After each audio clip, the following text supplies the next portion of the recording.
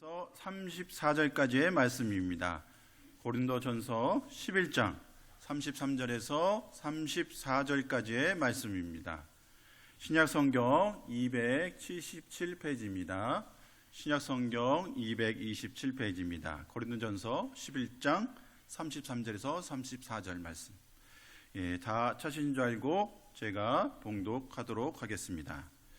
그런즉 내 형제들아, 먹으러 모일 때 서로 기다리라.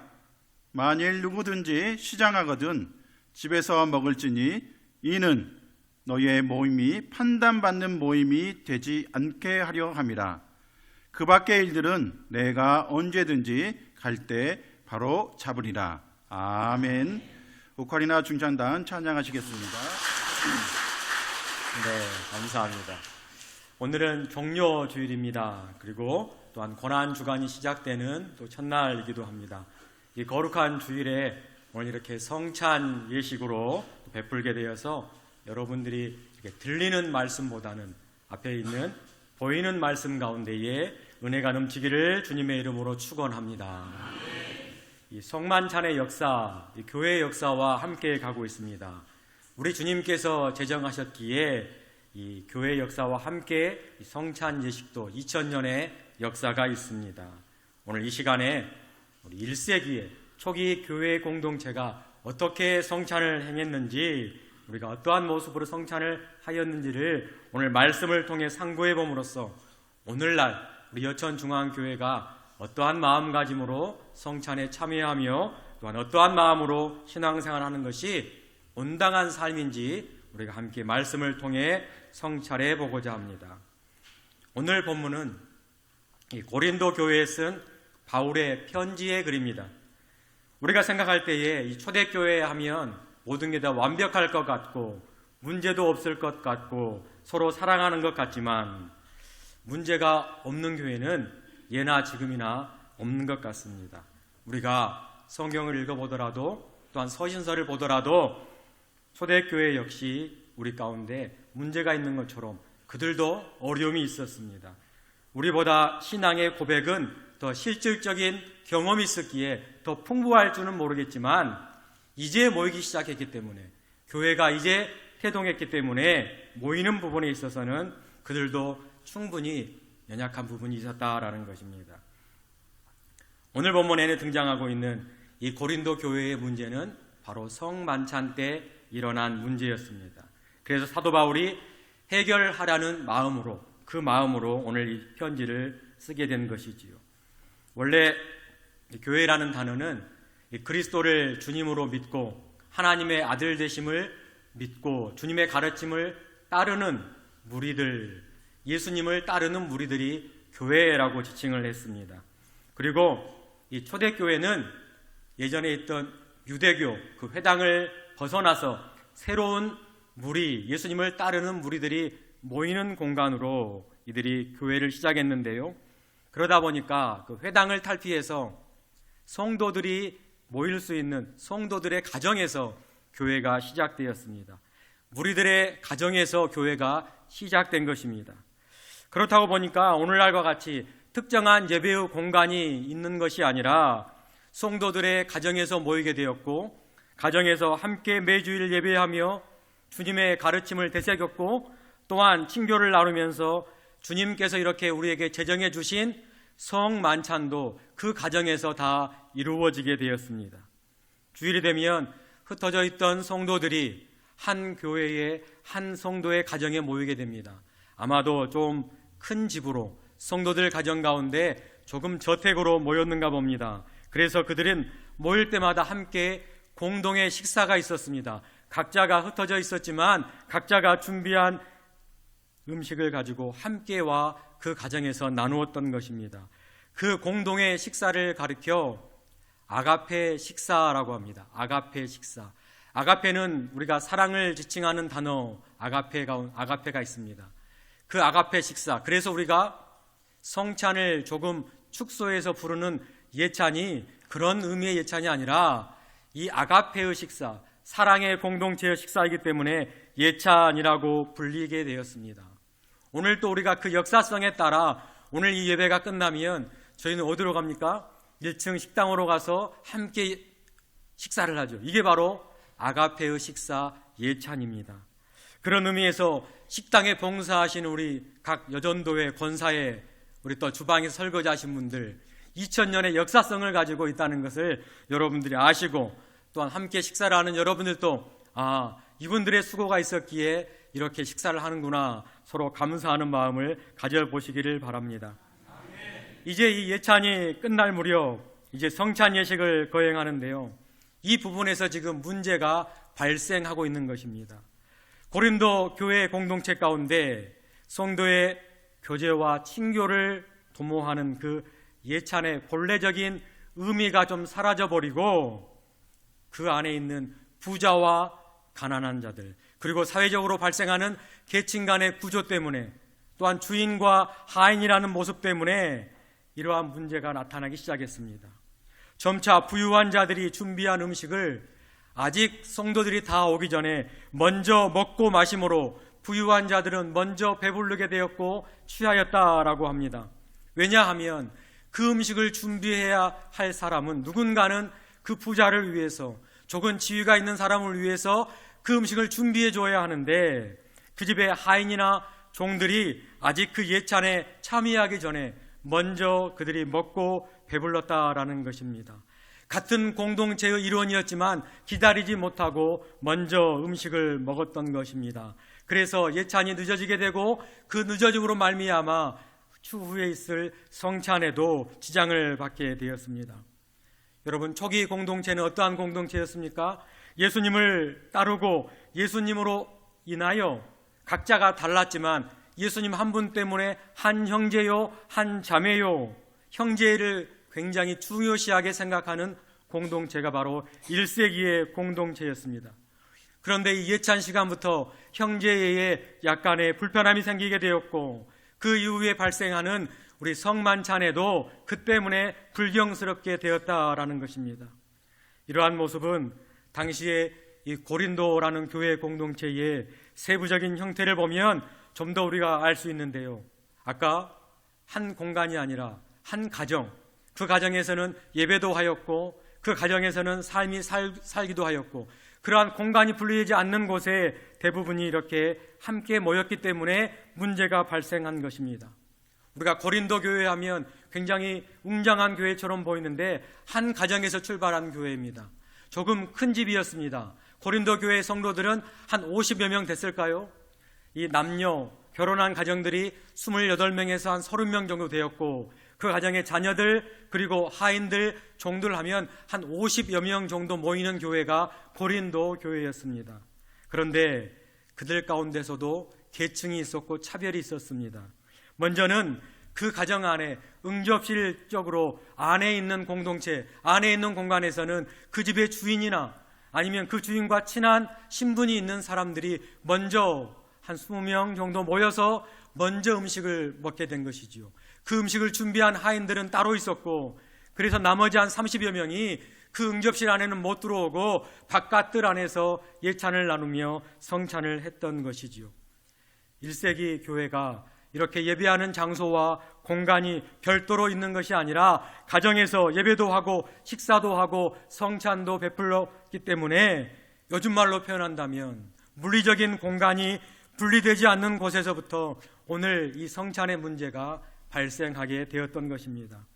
그러기에 사도 바울은 우리가 오늘 본문으로 택하지는 않았지만 22절 말씀에 보면 이렇게 우리에게 이야기를 하고 있습니다. 22절 말씀을 제가 읽어드리도록 하겠습니다. 너희가 먹고 마실 집이 없느냐? 너희가 하나님의 교회를 업신여기고 빈궁한 자를 부끄럽게 하느냐?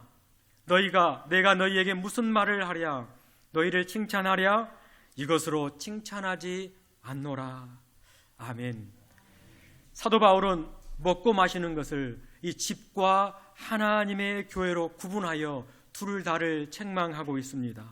집과 주일에 모이는 공간이 한 공간이다 보니 발생했던 이 문제를 공간적인 문제 안에서 구성원들의 가져야 할 태도와 그 성품과 마음까지도 모두 책망하고 있습니다. 초대교회가 모이기에는 힘쓰고 우리보다 더 신앙 고백은 잘 하였는지 모르겠습니다만은 그 내용에 해당되는 거, 그 교회가, 그 예수님을 따르는 무리가 왜 모이게 되었는가라는 그 질문에는 약간의 퇴색됨이 있음을 오늘 사도 바울이 꼬집고 있다라는 것입니다. 고린도 교인들은 주일이면 예찬과 성찬을 나누었습니다. 참으로 모이기에 열심인 자들이었습니다. 그 모임은 주님 안에서 그리스도를 나의 구주로 모시면서 하나 되는 모임이어야 하는데 그 모임의 목적이 상실되어 가고 있다라는 그 아픔 때문에 사도 바울이 오늘 본문을 기록하고 있습니다. 위로와 감사의 자리가 되어야 할 그 예찬과 예배와 성만찬의 자리가 비난과 다툼의 자리고 전락하게 되었고, 내 이웃을 내 몸과 같이 사랑하라는 주님의 그 가르침 앞에 행함을 찾아볼 수 없는 모임이 점점 되어가고 있다라는 게 그 당시의 교회의 현실이었습니다. 이러한 상황 가운데 오늘 사도 바울은 편지를 써서 이미 주님께서 우리에게 그렇게 제정하신 성만찬의 의미를 다시 한번 설명해 주기 시작합니다. 주님께서 잡히시던 밤에 떡을 가지시고 내 몸이니 나를 기념하라 하셨고, 잔을 가지시고 피로 세운 새 언약이라 하시면서 마실 때마다 나를 기념하라 하였음을 다시금 그 당시에 모여있는 성도들로 하여금 기억나게 하였습니다. 그러면서 주의 죽으심을 기억하는 행위로 이렇게 성찬을 베풀라라고 하였고, 그들은 그 명령에 순종하였습니다. 여러분, 성찬은 우리를 위해 철저하게 자신을 희생시켜 주시는 주님의 그 크신 구속의 은혜를 우리가 기념하는 의식입니다. 또한 우리가 본받아야 할 의식은 그 희생이 주님과 하나 되겠다는, 주님과 하나 되는 연합을 상징하는 의식이기도 합니다. 그러므로 성찬에 참여할 때에는 단순히 주님의 그 구속의 은혜만을 우리가 기억하기보다는 하나 더 추가하여서 나도 우리 주님처럼 우리 공동체 안에 다른 이에게 혹은 다른 사람에게 나를 철저히 낮추고 나 자신도 희생하겠노라라는 다짐이, 그러한 의지가, 그러한 결단이 동반되어야 함을 오늘 사도 바울은 이 성찬 예식을 다시 한번 상기시키면서 우리에게 이야기를 하고 있습니다. 바로 고린도 교회가 놓친 부분이 바로 후자의 부분입니다. 오늘 우리가 본문으로 택하여 읽은 두 구절 33절과 34절의 말씀인데요, 이러한 문제가 있는 교회 가운데 오늘 사도 바울은 새로운 결론을 도출해서 최종 결론으로 이렇게 이야기를 하고 있습니다. 지금까지 조금은 강한 어조로 이야기했다면 갑자기 부드러운 어조로 형제들에게 이야기합니다. 첫 마디가 내 형제들아 라고 이야기합니다. 먹기 위해서 모일 때는, 예찬을 하기 위하여 모일 때는 서로 기다리라 라고 권면을 하고 있습니다. 단순한 해결책을 지금 제시하고 있습니다. 서로 기다리라라는 이 한마디 가운데 이 한마디를 하기 위해서 오늘 본문 17절부터 32절까지 아주 자세하게 사도 바울은 설명을 해주고 있습니다. 바울의 매듭짓기는 서로 기다림이었습니다. 해결 방법은 서로 기다리라는 거였습니다. 그 기다림 안에는 성도들 사이에 우리가 모두가 환영한다, 또한 우리 모두는 지위 고하를 막론하고 용납한다라는 뜻이 그 안에 내포되어 있는 그러한 기다림, 서로 기다림이었습니다. 그리고 마지막에 34절에 아주 실제적인 해결책을 제시하고 있는데요, 누구든지 시장하거든 집에서 밥을 먹고 오라라는 것입니다. 예찬이나 성찬을 할 때에 만약 늦게 오는 형제들을 기다릴 수 없을 만큼의 배고픔이 있거든 집에서 미리 식사를 하고 오기를 부탁을 하고 있는 모습이지요. 오늘날에 한번 이 말씀을 우리가 적용해 보았으면 좋겠습니다. 우리의 교회의 공동체의 모임의 목적은 무엇이냐 하는 성찰이 오늘 함께 예배드리는 이 예배 시간에 우리 가운데 함께 생각해 보기를 원합니다. 이 질문이, 우리 모임의 목적이 무엇이냐는 질문이 우리 모두에게 같은 질문으로 들려지기를 원합니다. 다양한 사람들이 올 수 있는 곳이 바로 교회의 공동체입니다. 그리고 다양한 사람들이 존재해야 하는 곳이 바로 교회입니다. 그렇기 때문에 때로는 목적이 조금은 다양하게도 존재하기도 합니다. 그러나 중요한 것은 이 안에서 그리스도를 한 분으로 모셨으니 우리 안에 형제가 있어야 한다라는 것입니다. 그러면서 사도 바울은 34절 후반절에 이렇게 이야기합니다. 너희의 모임이, 우리가 모여있는 이 공동체가, 교회가 판단받는 모임이 되지 않도록 그 목적을 분명하게 하라라고 우리에게 다시 한번 촉구하고 있습니다. 그런데 우리 안에 나뉘어지고 벌써 시간차를 두어서 먼저 먹는 사람이 생기고 하나 되지 못한 부분이 있다면, 그리고 마땅히 섬겨야 할 사람이 섬김을 하지 않고 섬김을 받는 자리에 가려고 한다면 2000년 전 1세기에 그들의 약간 나약한 그 모임 가운데, 고린도라는 그 지역 가운데 한 저택에서 기다리지 못하고 먼저 먹어버리는 그러한 행위와 우리의 모습이 같아지게 된다라는 것이지요. 사랑하는 성도 여러분, 교회의 원래적의 의미는 그 가운데 가장 뚜렷하게 우리가 생각해야 하는 것은 바로 오늘 베풀어질 성찬 예식의 의미가 그 안에 있습니다. 주님의 살과 피를 함께 먹으면서 말미암아 우리는 그리스도로 말미암아 한 형제요, 한 자매요, 한 가족임을 오늘 성찬을 통해 선포되고 여러분들이 느끼시기를 주님의 이름으로 축원합니다. 지금 옆자리에 계신 분이, 지금 내 뒷자리에, 내 앞자리에 계신 분이 우리의 선택된 가족임을 분명히 여러분들이 받아들이면서 다음 성찬이 이루어질 그 시기까지 우리가 한 마음으로 한 가족으로 살아갈 때에 우리의 판단이, 세상 사람들이, 아니 교회 안에서도 우리의 판단이 사라지게 될 것을 믿습니다.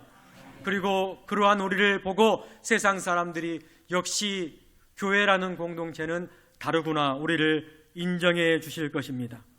그런 의미에서 오늘 성찬을 베푸게 될 텐데, 오늘 여러분들이 떡을 받으시거든 바로 먹지 마시고 바로 드시지 마시고 조금은 기다렸으면 좋겠습니다.